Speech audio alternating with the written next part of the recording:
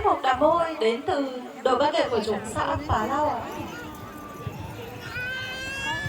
Vâng, chúng tôi xin được trân trọng kính mời các đồng chí lãnh đạo cũng như toàn thể du khách chúng ta hãy cùng vào sân để cùng tham gia phần ném phao, một nét văn hóa độc đáo của người Mông Chậm Tấu. Xin được trân trọng kính mời.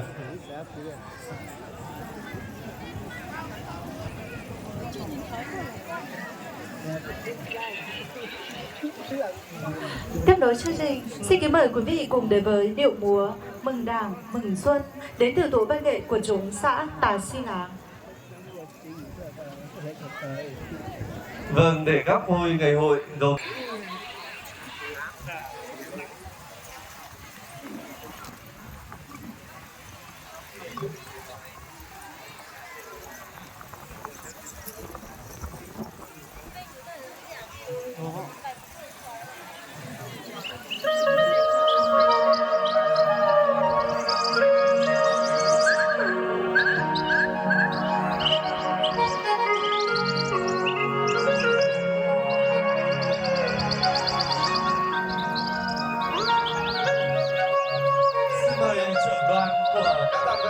kéo co ra sân kéo co để gặp đồng chí trọng tài để tham gia thi đấu thi đấu kéo co ạ.